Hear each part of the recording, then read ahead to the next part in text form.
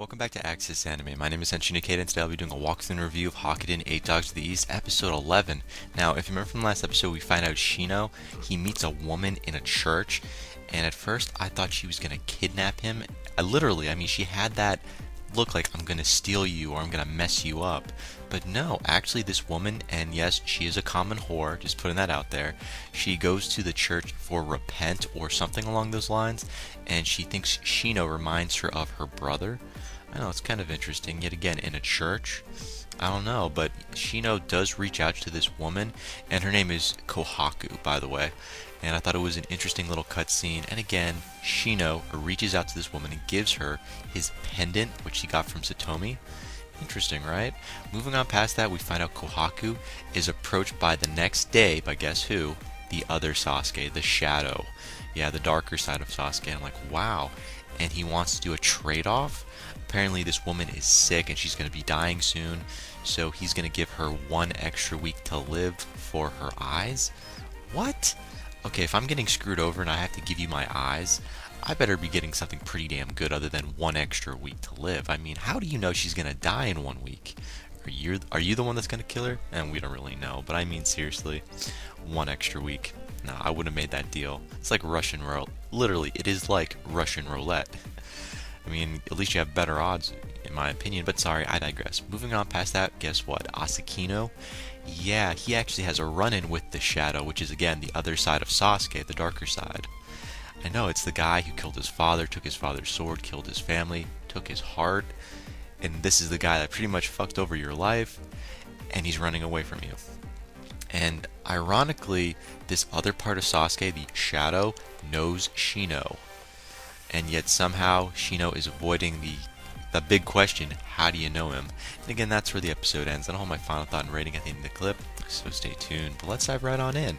So we open up this episode with Kohaku, and she's actually dreaming of Shino. Again, Shino reminds her of, well, her brother, which we have not seen or heard his name of, which is kind of annoying in my opinion. But sorry, moving on past that. Again, Kohaku is dealing with this whole death lingering thing because she's going to be dying soon. We don't know if she has disease or if she's just generally sick, but you know, she is dying, and the only person she can think of is Shino. I'm sorry, that is just very creepy. Very freaking creepy. But anyways, that's where we open up with. Moving on past that, we are taken to a different scene with Shino, and Shino actually stops by Asakino. If that makes any sense, I'll say that one more time. Shino, he is stopped by Asakino. I know they have like a little light run-in, and he has a feeling that Shino is familiar with this man who looks like Sasuke.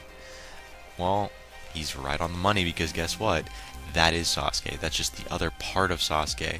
However, Shino tries to avoid the big question, how does he know him? And then Ginpachi shows up out of nowhere to ruin the whole situation. Perfect timing, by the way. And he's wearing his, I don't know how to describe it, it's like his military outfit, his suit. I love it. That's the only character I can actually say I love to see, because he hardly ever says anything, and when he does, it's always by the book. I know, perfect timing. But anyways, moving on past that, we're taken to a different scene with Kay. I know, where has Kay been? We finally see Kay. I believe we're at his mother's establishment, but I could be wrong. But anyways, we see Kay, and he wanders in. He sees Shino and Asakino. They're changing.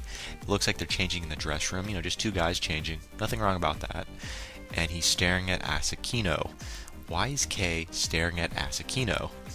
Because he thinks Asakino is a goddamn woman. How? No, I'm not even going to ask that. How would you mess that up?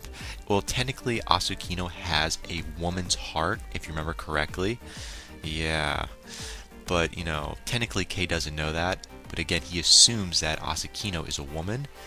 And eventually Asakino approaches Kay. He's like, so you think I'm a woman? It's like, well, don't take it that way. He grabs Kay's hand and puts it on his chest, to prove that he doesn't have any breast. I'm like, Asakino, this is Asakino doing this, and he's the last person on Earth I would assume he would ever do this. I mean, Asakino's been a hard-ass guy, tried to kill Sasuke, and here he is messing with Kay by proving he's not a woman. Well, fucking hilarious, man. I mean, come on. Perfect timing, though. Anyways, we're taken to a different scene with Shino, and he notices Asakino's mark. You know, a little tattoo that's on everyone that's either had a run-in with the beads or has a guardian, or, something's fucked up about them. Again, he does notice it and he brings it up to Asakino, and then Kei's also in the mix. And again, we get to see Kei's tattoo, which is on his ass. Hilarious, though.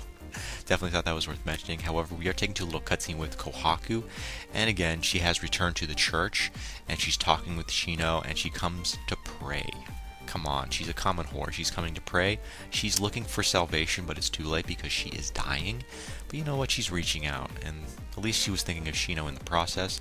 Now, there is a little bit of information that's being thrown at us about Asakino. Well, not so much as Asakino, more or less Kohaku. Although I wish we knew more about Asakino, I mean his real family, which has not been given to us yet. I mean, we don't know what who his father is. What his, the sword that was taken from his father by Sasuke, we haven't seen that yet technically. But sorry, I digress. Back to Kohaku. We were thrown with a little information about Kohaku. Apparently she is married, she has a child. Yeah, no she doesn't. She was lying when she told Shino that. At the same time, she also mentioned, or should I say it has been mentioned within the series, that Kohaku was sold at age 8 to the red light district, hence why she is a whore. So I'm like, okay, that kind of makes sense. That makes more sense than her being married and having a child, because that wouldn't really add up. Now, we are taking a little cutscene with Shino, and he thinks of the hostage situation that happened a few years ago. Now, he believes that Kohaku is the woman that was saved by Satomi, and how her whole family was killed, or they died. So that's kind of interesting. I'm wondering how he came up with that little situation. How, you know, the whole hostage situation kind of blends in with Kohaku. Although he really doesn't mention that to Kohaku technically. So just putting that out there. But we are taken to another cutscene with Satomi. I know, where has Satomi been? He's kind of been drifting in and out of this series. We really don't know shit about him. But anyways, we open up this scene with Satomi. And he's basically doing a light checkup on Shino about the whole bead situation. So he's like, bitch, where are my beads? We had a deal. I'm going to cut you off of my allowance if you don't find these beads. So he's finally stepping it up. And is this a darker side we're seeing of him? Not so much, but I wish it was, though. But moving on past that, we get to see Kohaku yet again. Or should I say Kohaku's friend.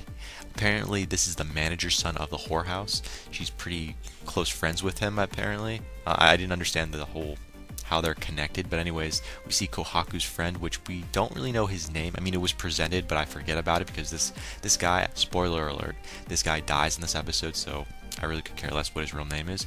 But anyways, her friend, Kohaku's friend, the manager's son, yeah, he shows up. He appears out of nowhere at the church to give Shino muffins or cupcakes to him. He said they're from Kohaku, and that he was trying to talk to Satomi, and since he noticed Satomi was talking to, you know, Shino, maybe they might be able to get in contact with each other, because apparently he wants to talk with Satomi or something along those lines. But either way, you know, Shino is thrilled that he has free food. And we do another little cutscene where we see Kohaku, Shino, and the manager's son in the whorehouse. Apparently Shino wanted to thank, you know, Kohaku in person, which was a bad idea.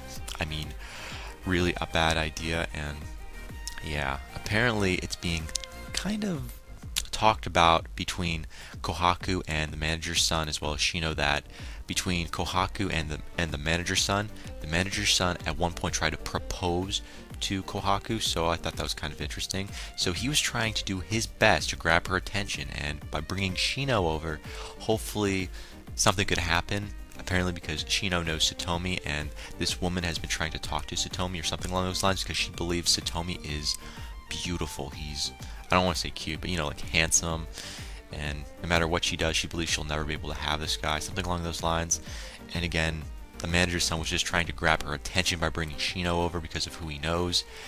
And eventually it gets really awkward where this manager's son pulls out a gun.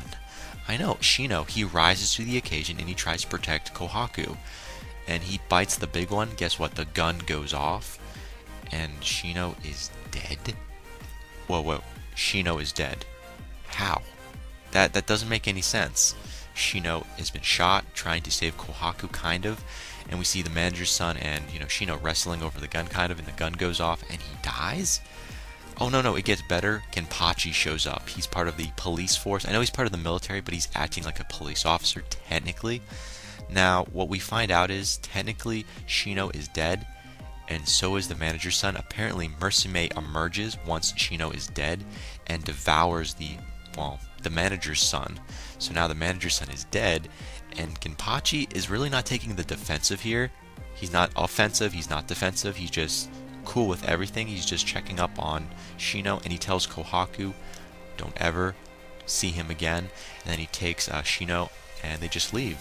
Now we are taken to a brief little cutscene with Satomi, and guess what? He's being up to date. He's being updated by his wolf, his guardian.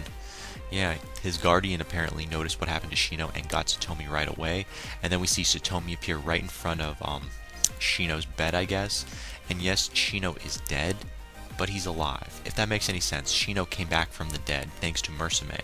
Now we are taken to a little cutscene with Shino, and he is fully healed, so he's no longer bleeding, he's not dead, and, well, he's not breathing, but he's in a suspended animation, so he's alive, but he's dead.